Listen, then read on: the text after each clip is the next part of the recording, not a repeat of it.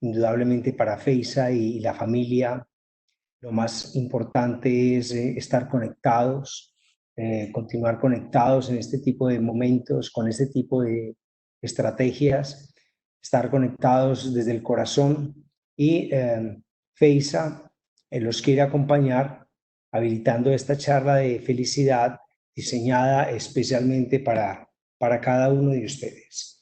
Entonces, bueno, voy a ampliar aquí la pantalla para que me vean mejor.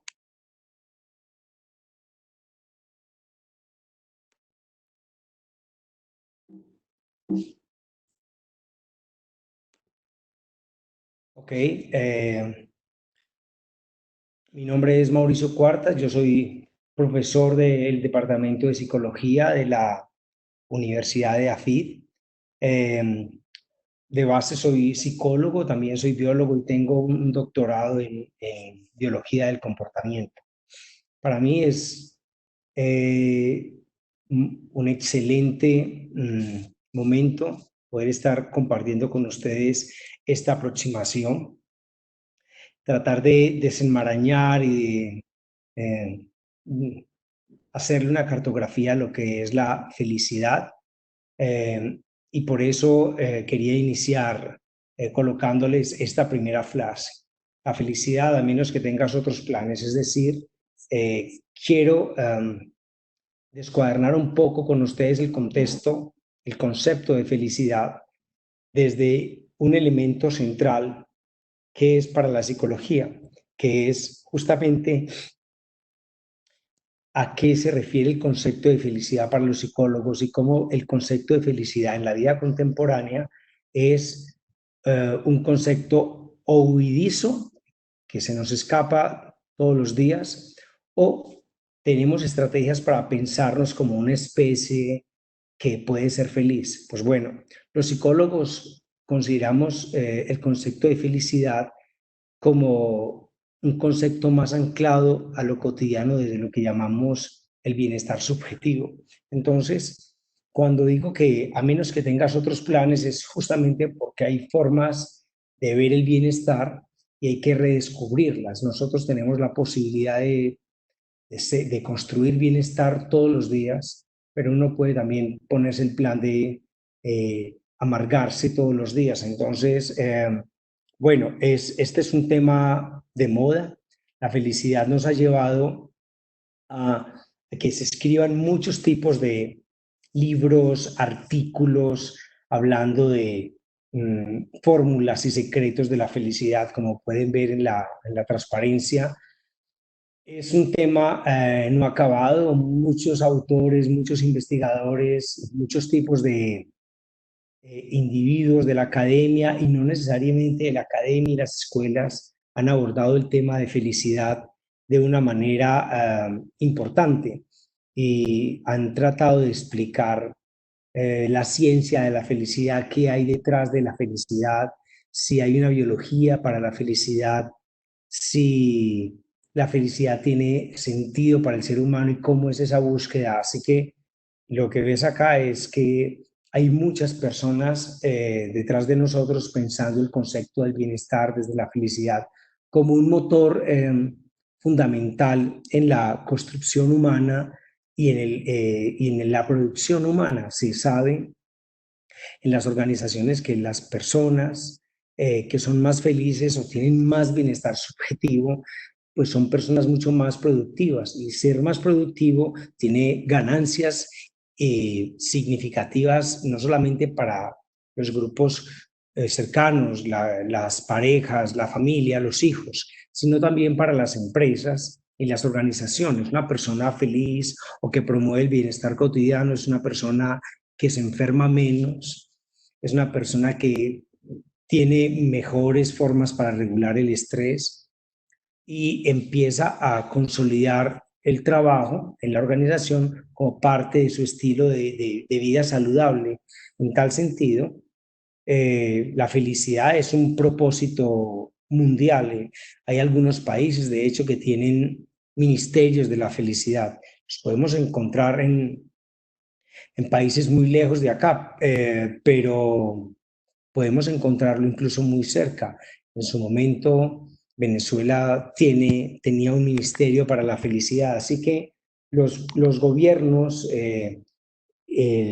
las economías de los países han fundamentado como un eje de desarrollo que impacta el Producto Interno Bruto de los países, la economía de los países, es que los sujetos sean felices. Es un tema de no acabar y no solamente se producen libros, sino que también se producen muchísimos artículos. Mire, esta es una búsqueda relativamente reciente que quise cargar para ustedes y mostraba alrededor de cómo se han producido 13.519, ya van muchos más, porque aquí no está el año 2020, y tampoco el 2019. Observen que incluso a 2017 ya habían 856 documentos. Esto es una historia de no acabar. Así que todos los países vienen investigando el tema, lo lidera por supuesto Estados Unidos, el Reino Unido, Alemania, se han interesado mucho en el tema justamente por las implicaciones que tiene para los gobiernos, para los estados, que las personas tengan bienestar.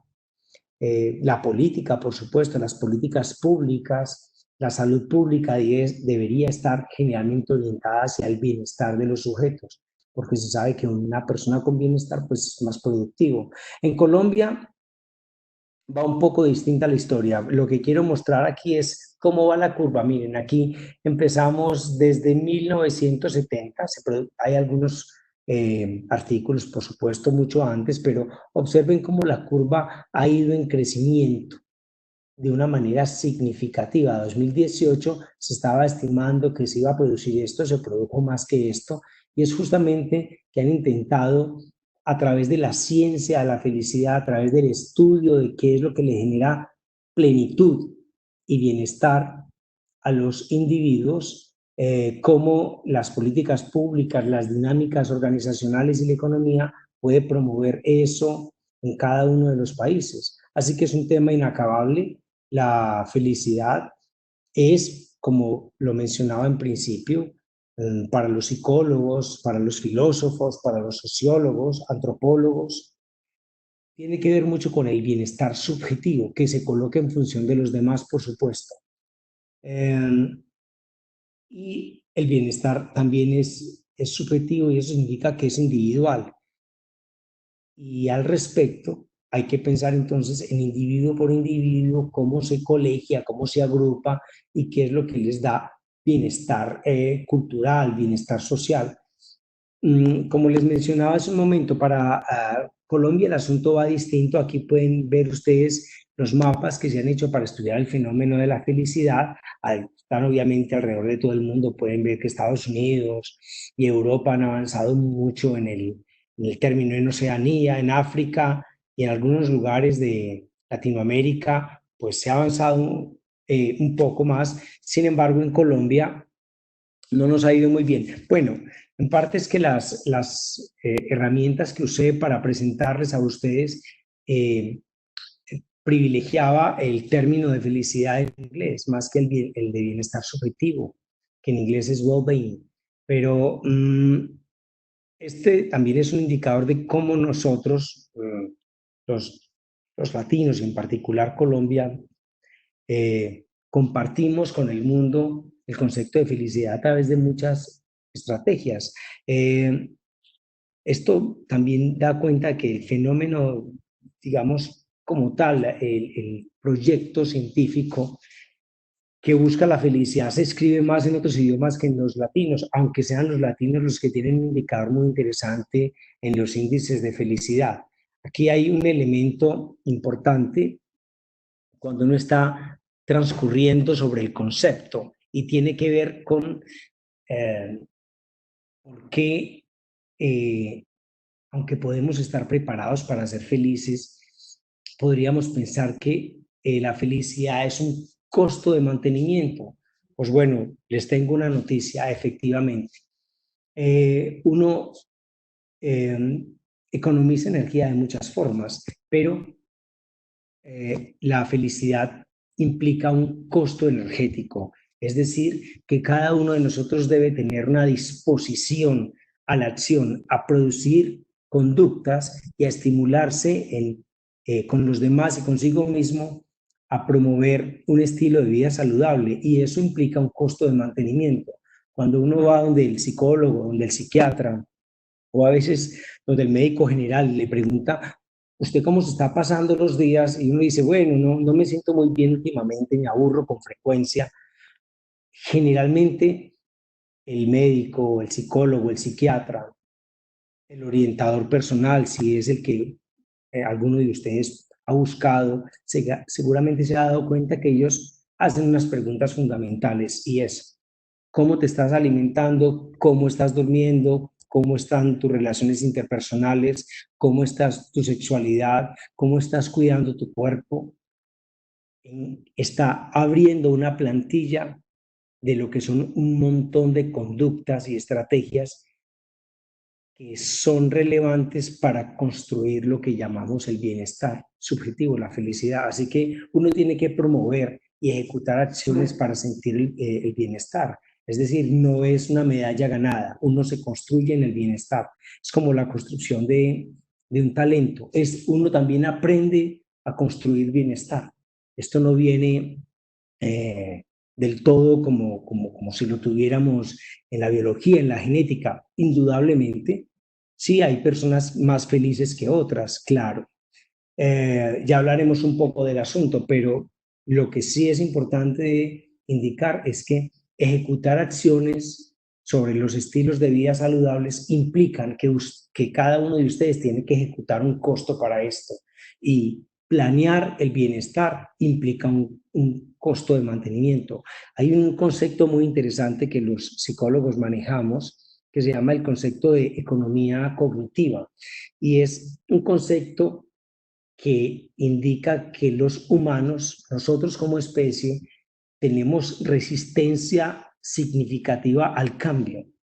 Y esa resistencia significativa al cambio implica que el cerebro economiza energía y considera que el cambio conlleva un costo energético. Pues bueno, construir un bienestar subjetivo conlleva justamente eso, ejecutar acciones que al principio pueden desacomodar la manera económicamente cognitiva como tú resuelves un problema, cuán flexible eres para ello, cómo tomas la decisión, cómo diseñas tu plan diario, a qué estímulos de tu vida cotidiana le das más foco atencional, cómo tú te estás cargando la memoria y eso obviamente implica un costo. Pero bueno, cuando vamos a hablar de la felicidad, pues si uno saliera a la calle y le preguntara a cualquier persona, todos diríamos mm, a, diferentes sinónimos o palabras o estrategias,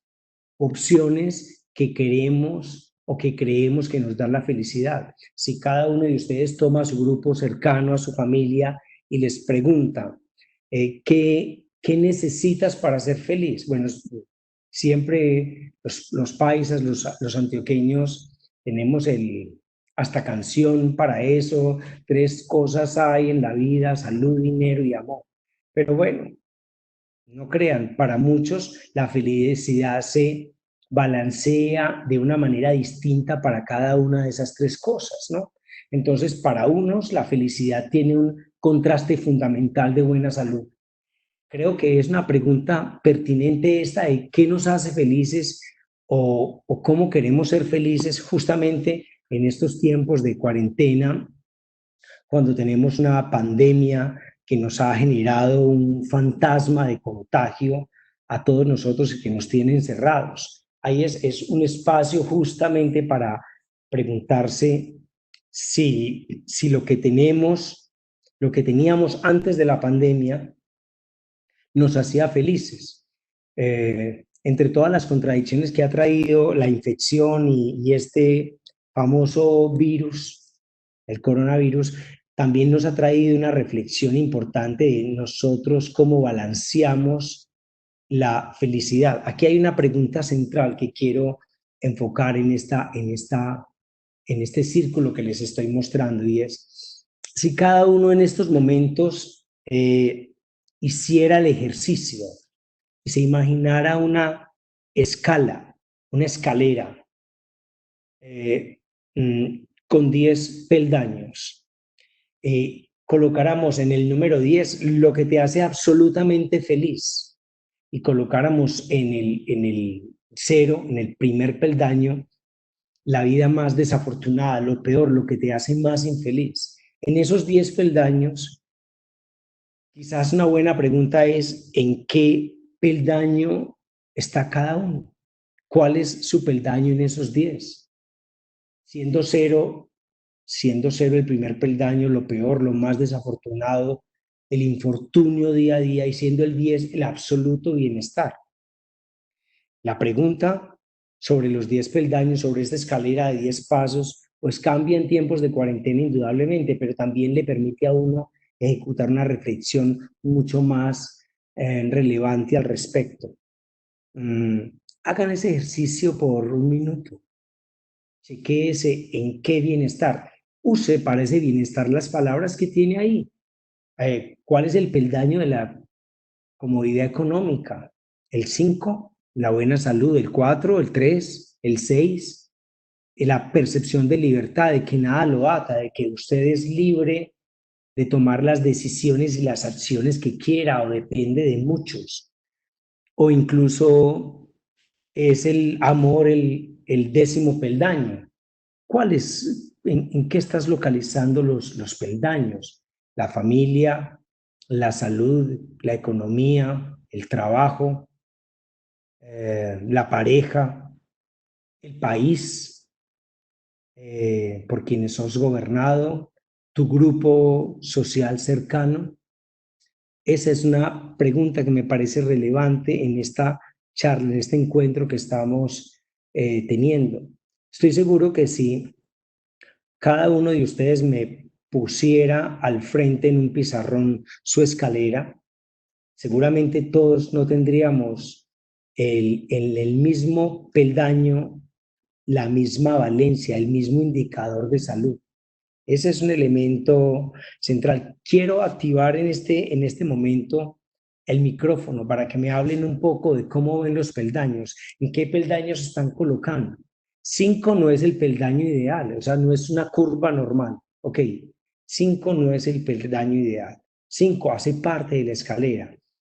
Eh, Compartamos cómo nos va en esa escalera de 1 a 10. Adelante.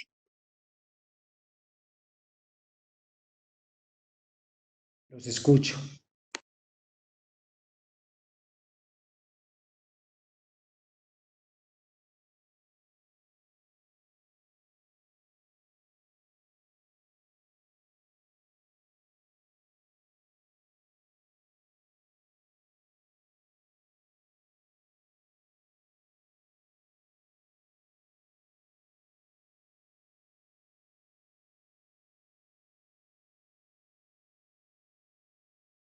La misma, la misma. Entonces, bueno, vamos a iniciar nuevamente y van pensando que luego volvemos a chequear el asunto. Un momento, vamos acá. Ok, bueno, como lo hemos mencionado, la felicidad y el bienestar están estrechamente ligados. Así que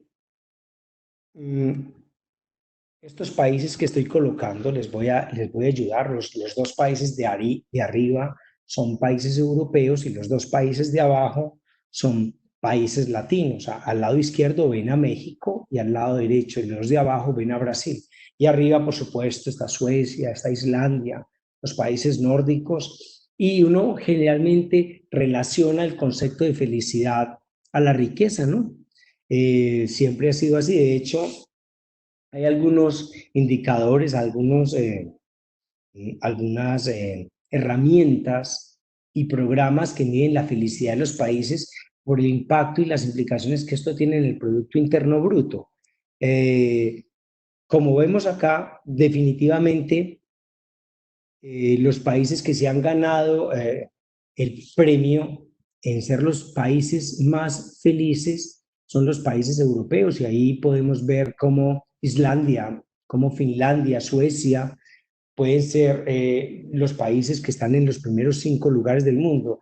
Y para los latinos, México y Brasil son técnicamente países más felices de acuerdo al ranking del 2019. Pero lo interesante, no voy a entrar aquí para que no nos demoremos mucho entrando a mirar cada uno de los países.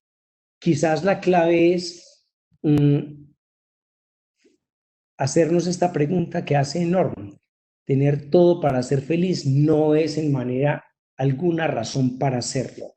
Y aguanta esta pregunta, tiene sentido esta pregunta por esto.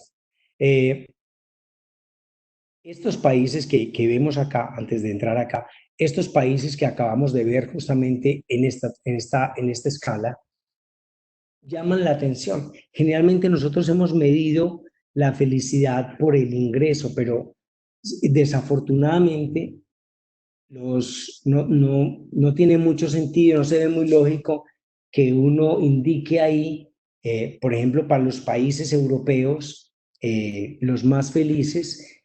Sin embargo, la tasa de suicidio en esos países es mucho más alta que en los países latinos. Por eso mencionaba un poco en colación la resonancia que tiene esta frase de Norman por allá en 1931. Es decir, llama la atención que los países justamente que tienen un indicador más feliz son los países donde las tasas de suicidio son superiores a las de los latinos. ¿Quién se le ocurre? ¿Qué creen que puede estar explicando esto? A ver, abramos el micrófono a ver si alguien me quiere contestar, porque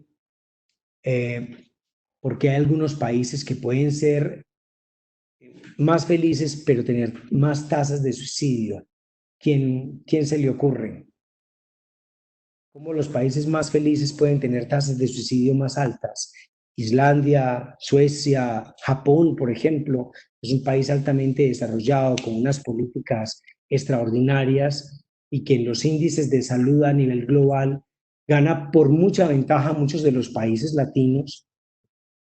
¿Cómo es posible que las tasas de suicidio sean más altas en Europa que en Latinoamérica? Bueno, con una excepción, pero no para los latinos. Mientras alguien mmm, participa y me dice cómo esto se puede explicar. En el mundo, ¿quiénes creen ustedes que se suicidan más, los hombres o las mujeres? ¿Quién responde? Voy a silenciar aquí mi micrófono.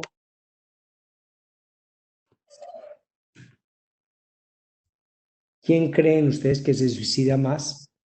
Pues bueno, en el mundo generalmente lo intentan más las mujeres, pero son mucho más efectivos los hombres.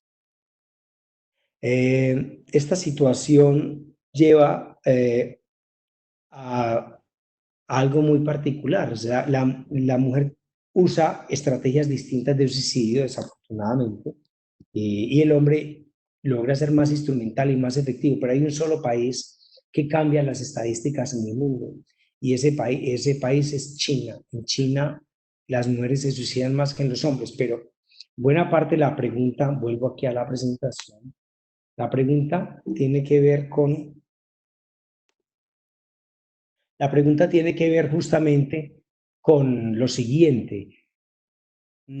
Cuando se miden los índices de felicidad, se tienen en cuenta varias cosas. Una de ellas es el acceso a los servicios de salud, la inclusión de la población a programas sociales o programas del Estado, el acceso al trabajo, el acceso a la vivienda. Desafortunadamente, en esos indicadores de felicidad no está muy claro el valor que tiene, la importancia que tiene la comunidad, las relaciones interpersonales. Este es un elemento central en el bienestar y que quiero resaltar un poco más adelante a medida que vamos evolucionando en la charla, para que lo tengan ahí muy concentrado, que enseguida voy a volver a las estrategias para construir bienestar desde nosotros los latinos. Bueno, tenía que mostrarles esto. Definitivamente, muchos de nosotros estamos en función laboral, en función organizacional. Somos una persona que trabaja, somos un sujeto que trabaja por muchas cosas. A lo largo de la vida uno puede, para un colombiano, uno puede estar trabajando en el largo de su vida, teniendo en cuenta los años de formación, obviamente, una persona puede trabajar alrededor de 90.000, 95.000 horas. Ese tiempo es el que uno usa de su vida para el trabajo, así que es indudable y es relevante discutir el alcance de nosotros como sujeto organizacional, como persona que trabaja, y cómo el trabajo también nos conlleva, nos debe dar un escenario de gratificación. En esa escalera que les mencioné hace un momento, es absolutamente clave que usted perciba cuánto de su trabajo, de lo que hace, le constituye bienestar. Esa es también una pregunta extraordinaria que va muy bien para estos días de cuarentena. Si eso que haces te da bienestar, es fantástico, pero si lo que haces no te logra dar suficiente bienestar, pues puedes llegar a ser un desocupado, ocupado pero infeliz, realmente desocupado. Así que el trabajo es una estrategia en esos peldaños que mencioné para construir felicidad, y hay algunas personas que son felices en el trabajo, y así como algunos de ustedes pusieron en el amor en el lugar 10 con absoluta seguridad algunas personas subieron por encima del peldaño y encontraron que un elemento crucial en su felicidad es tener trabajo. He tenido algunos pacientes que tienen pareja que los quiere, hijos que los quieren, una situación cómoda, pero no tienen trabajo y se sienten profundamente infelices porque no se sienten involucrados en contexto, ¿no? Involucrados en comunidad. Así que, por supuesto, el trabajo hace parte de las estrategias de la felicidad, del bienestar subjetivo. Entonces, para ir armando este rompecabezas de bienestar, eh, lo que quiero decirles es que la inclusión social, el acceso a los servicios de salud, el acceso a la vivienda, por supuesto, tener trabajo, constituyen un indicador crítico de bienestar. Y hay otro que ya dejé planteado acá y es justamente la relación interpersonal. Pero bueno, avancemos un poco más allá.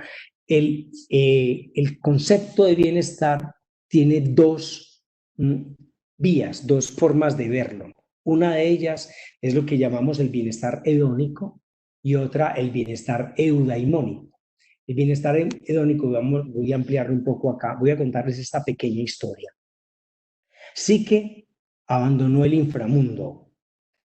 Estos mitos grecorromanos son extraordinarios y decidió abrir la caja y tomar un poco de la belleza para sí misma, pensando que si hacía esto, Eros le amaría con toda seguridad. Eros, que le había perdonado y seguido en secreto por su aventura, suplicó entonces a Zeus y a Afrodita su permiso para casarse con Psique. Estos accedieron y Zeus hizo inmortal a Psique, y fruto de su unión tuvieron una hija llamada Edón, la personificación del placer sensual y el deleite. Quería contarles esta pequeña historia justamente porque la visión hedónica que tenemos los humanos es la búsqueda del placer.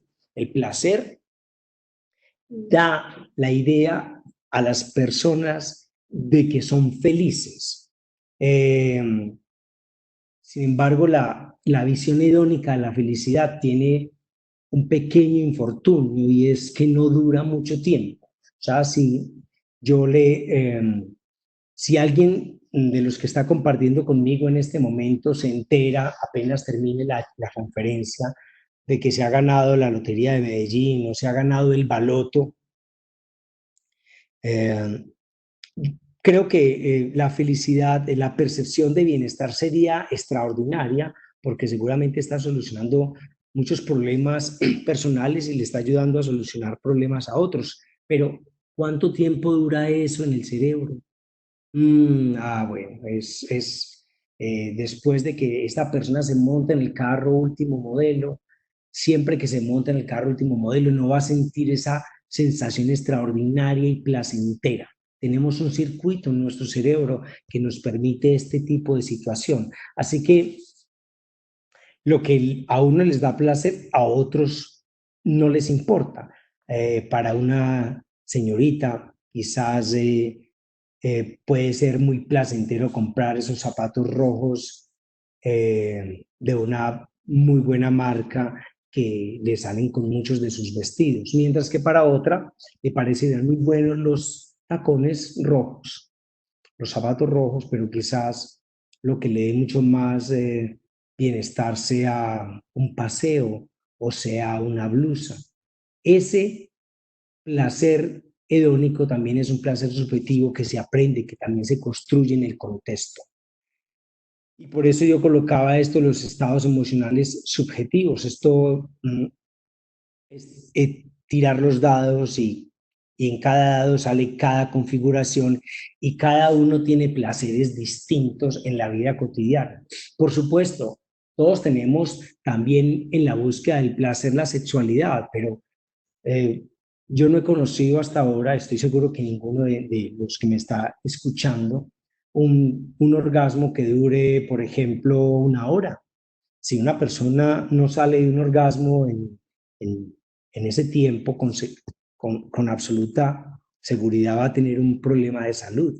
Los sistemas de recompensa cerebral requieren también desengancharse y por eso los orgasmos no se pueden prolongar muy largo. Al parecer, todo el mundo quisiera un orgasmo más largo, pero cuando se le ha preguntado a las personas que han tenido problemas de duración del orgasmo, es definitivamente doloroso y por eso tienen que ir a veces a una urgencia. O sea que todo tiene un tiempo y aunque la sexualidad provee mucho placer, la, la, la sexualidad también tiene un tiempo en el cerebro y da una felicidad corta y poco duradera.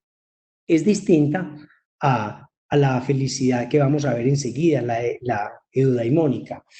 Un experimento muy interesante se hizo a propósito de la visión hedónica. Miren, ¿por qué los humanos sentimos placer por cosas, por objetos? O también, ¿cuál es el lugar oscuro de nuestra sexualidad que nos provee tanto placer? Pues bueno, un par de científicos que trabajaban al lado de un señor muy famoso en la psicología, Donald Hebb, trabajaron con este tipo de ratoncito que ustedes están viendo ahí en la transparencia. Hicieron una cirugía aquí en el cerebro, le incorporaron unos electrodos para observar, estaban buscando un circuito de la memoria, porque como los roedores, los mamíferos y potencialmente los humanos almacenaban la memoria en algunos lugares de la corteza. Esto fue ya hace obviamente muchos años. Pero desafortunadamente los electrodos no los colocaron en la corteza entorrinal, en el hipocampo, que son zonas relacionadas a la función de memoria, que están muy en el centro del cerebro, sino que lo colocaron en otra zona distinta. Y esa zona la llamamos el área ventral tegmental. Y esa zona hacía que el ratoncito liberara una sustancia que le llamamos dopamina. Y era tan excitante, tan placentero para el ratoncito la liberación de esta sustancia en ese circuito fisiológico que tiene, que compartimos también con las ratas, nosotros los humanos, que la ratica podía incluso no comer teniendo hambre por estimular, por sentirse estimulado a darle pulsos a una palanca por el bienestar que le producía la liberación de esa molécula química en el cerebro. Estos experimentos avanzaron mucho y por allá Galbraith avanzó, un psiquiatra que trabajó en un hospital mental con afroamericanos y que estaba dispuesto a indicar que la homosexualidad era una situación que se podía corregir en el cerebro. Y este paciente que ustedes ven ahí en la pantalla es el famoso paciente B1, creo, B12. una persona homosexual que se sometió a la cirugía de Galbraith y le instaló unos electrodos a las zonas del cerebro similares a las del ratoncito, que se llamaban el área ventral tegmental.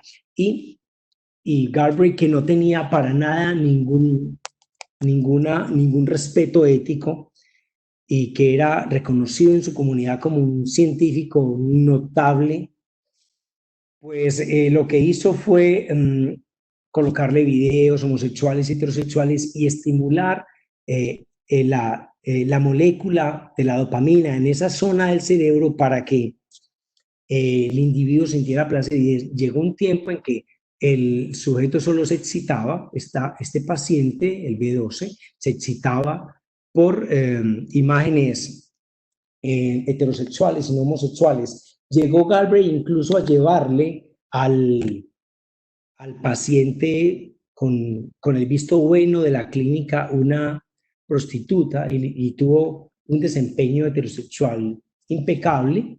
Y pues bueno, luego salió sin los electrodos, salió del hospital y volvió a tener pues sexo por dinero y otra vez de nuevo las conductas homosexuales. Galbraith luego fue muy penalizado por la ciencia y este es uno de los experimentos que indicó que incluso tratar de modificar zonas en el cerebro no necesariamente llevaban a la corrección de la conducta sexual, que ya la psicología sabe que la ruta no es por ahí, nada tiene que ver esto de la corrección de la sexualidad. Pero lo interesante es que los humanos, la ciencia ha avanzado mucho a entender qué le da placer a los humanos. Se sabe que ese placer que tiene un circuito químico en nuestro cerebro dura muy poco, dura segundos, milisegundos. Cambia entre el hombre y la mujer, por supuesto, pero lo que uno observa es que realmente son poco duraderos, como las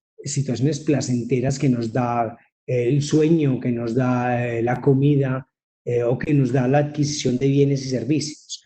Tenemos entonces para el bienestar otro componente fundamental, que es el que conocemos como bienestar subjetivo. Aquí quería mostrarles justamente cómo es el cerebro. Los investigadores querían llegar al hipocampo, que es una estructura que se encarga de la memoria a largo plazo, pero los electrodos viajaron un poco y se localizaron por acá, por este circuito. Y bajaron un poco más y colocaron un electrodo por esta zona y bajaron un poco más, en vez de colocarlo en la zona hipocampal, pues conectaron el área ventral tegmental y ese circuito es el que va y nos controla el pensamiento a veces del placer. Por eso hay que tener mucha cautela cuando se toman decisiones por placer, porque finalmente está actuando un circuito dopaminérgico y lo importante es aprender a regular esa zona. Y se aprende obviamente con destrezas y con aprendizaje. Cada uno, a medida que va avanzando en la vida y va madurando, va generando jerarquías, valencias, lo más importante, lo menos importante. Incluso hay cosas que pueden dar mucho placer, pero que no las buscamos. Bueno, no las buscamos es porque nuestra corteza frontal, esta que está acá, nos ayuda a tomar esa decisión de autorregular la pasión, de autorregular el placer cuando el placer no conviene. Pues bueno, y la otra visión, la extraordinaria, muy trabajada por los griegos, es lo que llamaban la visión eudaimónica. Entonces, la felicidad se mueve en dos componentes. El placer hedónico, que es de corta duración, pero la buena noticia es que el eudaimónico es la felicidad, que la llamaban los griegos del buen demonio, que es el arte de vivir en función de la virtud. Lo mencionaba ahorita con el trabajo. Aquel que trabaja todo el día en algo que no le gusta, pues es un desocupado, pero si trabaja en algo que le gusta, es muy afortunado. Entonces, la visión eudaimónica es la visión más representativa, más elegante para hablar de cómo el bienestar subjetivo se construye, cómo ese bienestar favorece la búsqueda del talento. Los romanos llamaban a las monedas el talento. Y ese talento es justamente lo que a vos te permite escalar el potencial humano, saber exactamente para qué eso es bueno, pero incluso esa función eudaimónica va un poco más allá. Esa función que va más allá del bienestar hedónico es el que le da propósito, sentido de la vida. Uno no está lejos del otro. Tanto el bienestar hedónico, que es muy subjetivo, unos sienten placer por, por muchas cosas y otros distinto por otras. Es la ventaja de los aprendizajes distintos, la ventaja de la singularidad hace que los dos placeres no estén separados, sino que estén escindidos en estrecha sinergia, lo que produce ese bienestar eudaimónico, ese bienestar del propósito, del sentido, del propósito de sentido, también genera un placer personal, un placer que da alegría, que da agrado y que contribuye también al componente hedónico. Los dos están estrechamente relacionados. Uno activa esa visión placentera y cortical, fisiológica, y el otro activa esa función mediada por el aprendizaje de la virtud, por la manera en cómo uno se construye, por la manera en cómo uno repiensa el estilo de vida en función de construirse bienestar para sí mismo. Por eso inicié el seminario diciendo, bueno, este puede ser un gran día, pero pues depende mucho de cómo cada uno de nosotros lo quiera colorear. El tener propósito habla entonces de esa capacidad de sentir placer, pero regulando el placer, manipulando lo que uno se desea. En ese marco general, la felicidad o el bienestar subjetivo estaría dándole a cada uno, nos estaría dando a cada uno de nosotros una forma de gestionar y maximizar, o sea, ampliar, incrementar la percepción y la regulación de los eventos agradables y desagradables y entender que todo tiene temporalidad y que uno puede generar parámetros de reajuste. Sin embargo, con toda esta ciencia, con todo este montón de escritos, de libros y de investigaciones, hay dos formas con las que yo quiero ir encerrando la charla de la felicidad.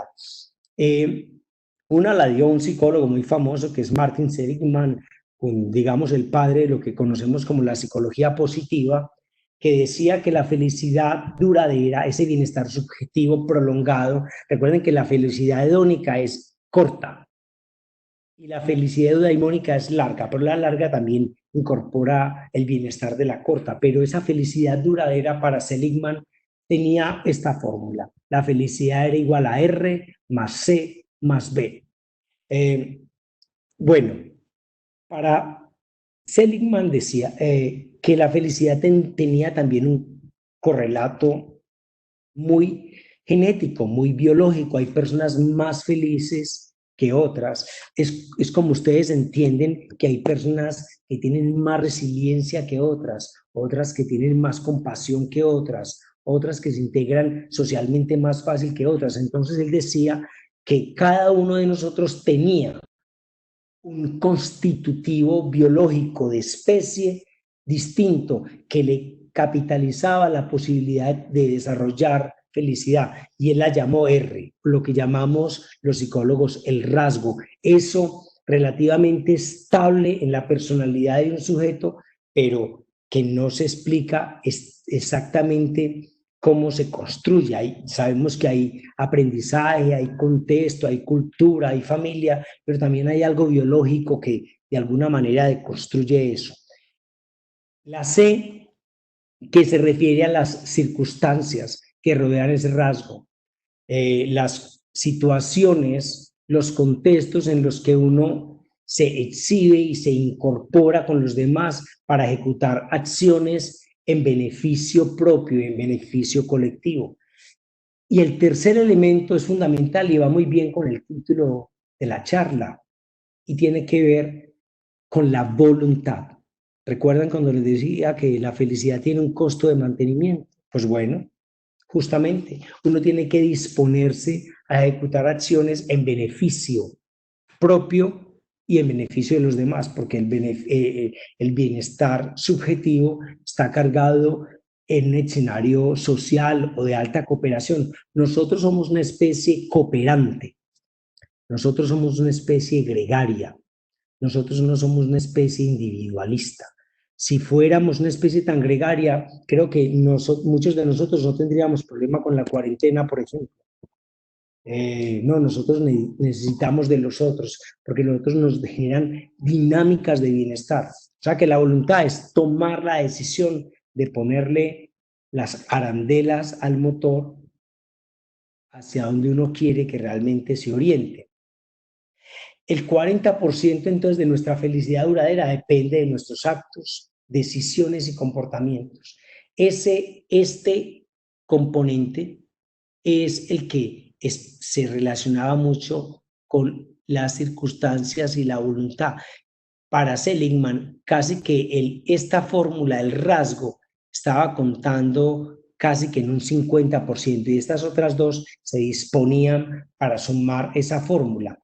Bueno, sin embargo, hay varios componentes importantes para ir indicando en esta posición de Seligman. Uno, hombre, hay que aceptar que uno es humano y uno a veces tiene momentos y pensamientos negativos. Es normal tenerlos. Nosotros somos una especie que con los eventos negativos lo que hace, o con los sentimientos o pensamientos negativos, lo que hace es tratar de balancear la buena alternativa, el propósito esperado.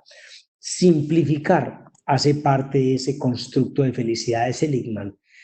Menos, haz menos y no más. Es decir, tener más no significa ser más feliz, y hacer justo lo indicado es lo correcto. Cuando uno no se simplifica y uno complejiza su fórmula de bienestar, pues finalmente no se lo está poniendo fácil. Uno debe buscar situaciones que le den placer, por supuesto, que haya hedonismo en lo que uno hace, pero que le den propósito, que le proyecten la vida. Fluir tiene un asunto de expectativa. Nosotros somos una especie como única con respecto a los demás primates, a las demás especies. Nosotros somos una especie que construye expectativas. Y por supuesto, una de las ventajas que tenemos los latinos para el bienestar es la relación. Últimamente he llamado la atención a mis estudiantes y a los grupos de trabajo en los que participo, porque las personas no aprenden a relacionarse y cada vez se aíslan, pero relacionarse hace parte de un estilo de vida saludable y provee bienestar. Como ya lo habíamos mencionado, hombre, ponerte las pilas, ¿en qué escalón le vas a poner el cuerpo al bienestar en esa escalera?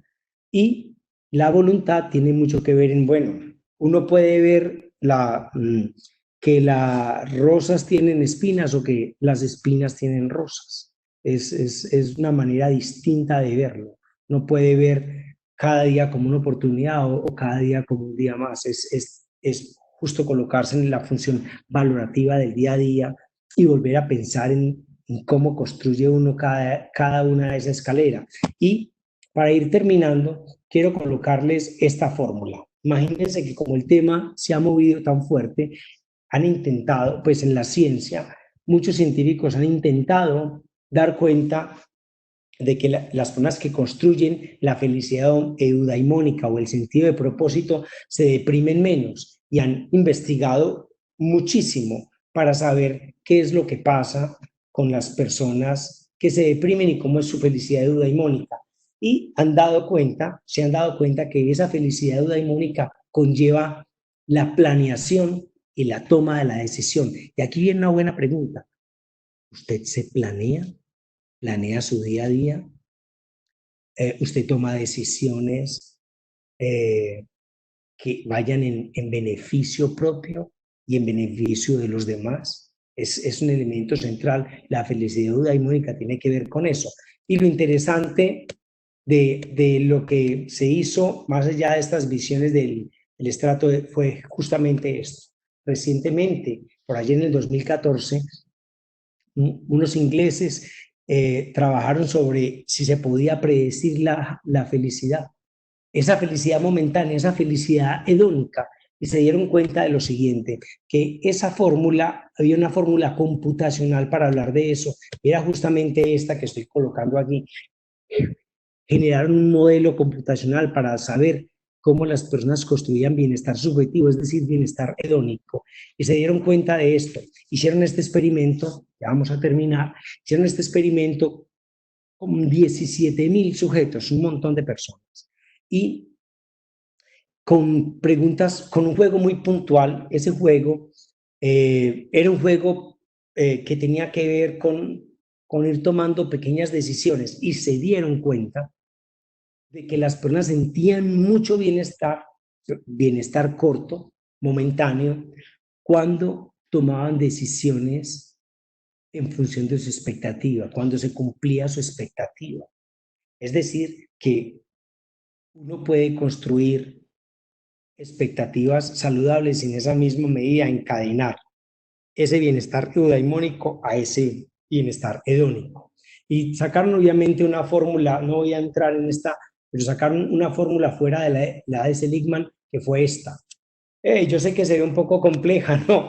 Claro, pero no me voy a poner a explicarles la matriz matemática de la fórmula, pero sí les quiero indicar que todo lo que usted ve acá es una serie de términos que suman en particular la toma de la decisión, la planificación de los eventos, la función de expectativa y en esa expectativa el resultado deseable. Entonces, esa era una fórmula en la que los científicos han trabajado con el bienestar subjetivo momentáneo, el bienestar hedónico, que es lo que hace que uno active áreas del cerebro para sentir bienestar. Pero en buena parte, el bienestar fundamental sobre el que podemos operar en este momento para todos nosotros es el bienestar eudaimónico, que es el bienestar del propósito. Bueno, ya para terminar, han seguido saliendo trabajos, han venido saliendo muchas formas de mirar el bienestar, de el florecimiento humano, y hay muchas ventajas que traen la clave del bienestar eudaimónico, el bienestar subjetivo de corte eudaimónico, o bienestar del propósito, es la compasión, la cooperación, la resiliencia.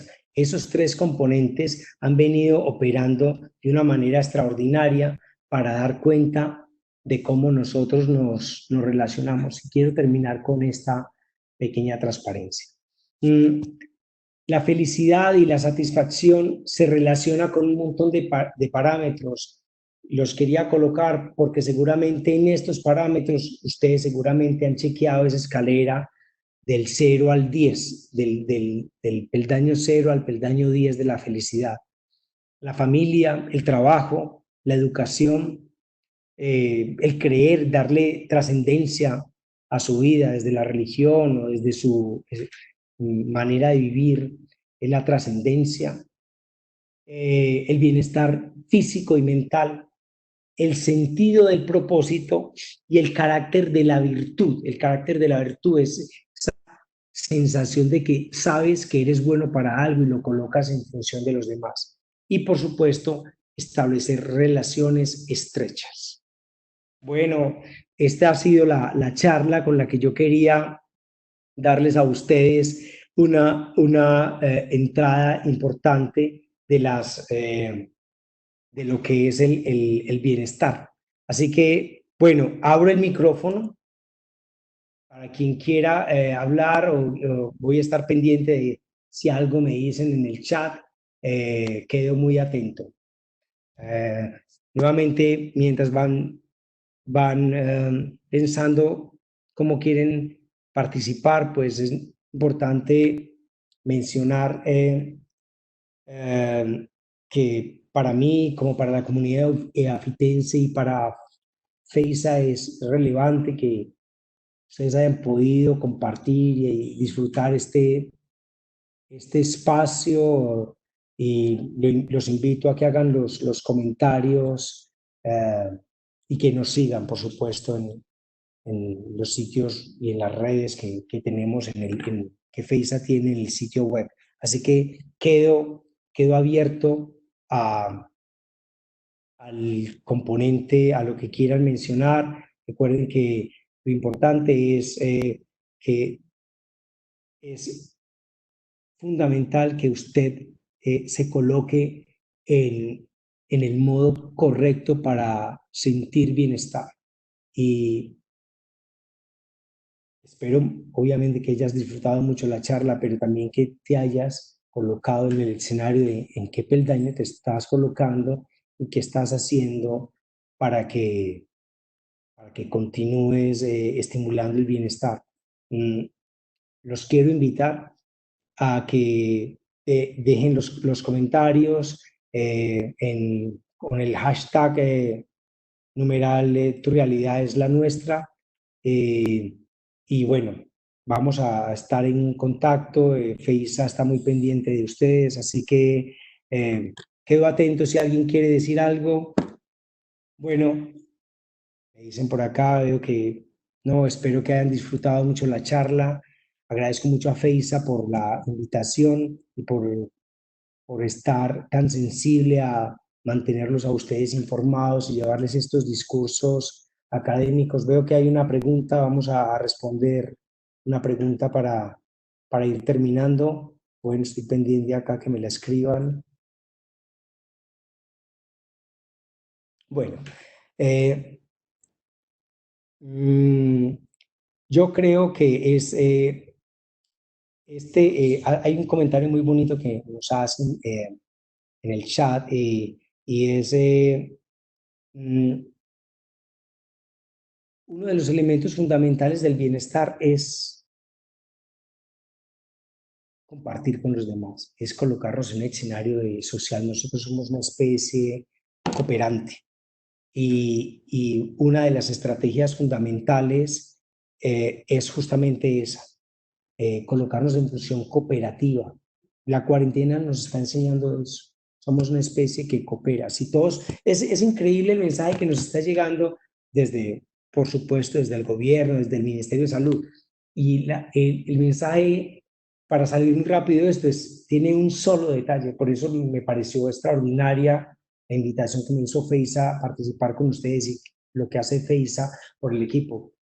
Miren, ¿quieres construir, quieres mantener bienestar físico? ¿Quieres mantenerte saludable? Coopera. Y la cooperación es tan sencilla, quédate en casa. No queremos que te enfermes. O sea, si tú cooperas no solamente contigo, cuidando de la enfermedad, sino que cooperas con todos. Es un llamado a la cooperación, es un llamado al bienestar colectivo, es un llamado a decirle al otro, mira, yo pienso en ti y por eso no salgo de casa, porque no quiero que la cobertura del sistema te afecte. Así que es importante, ese mensaje de quedarse en casa es un mensaje que habla del bienestar, de ese bienestar subjetivo que se vuelve en función del otro, que se vuelve colectivo. Quedarse en casa es una manera de decirle al otro, yo también te cuido.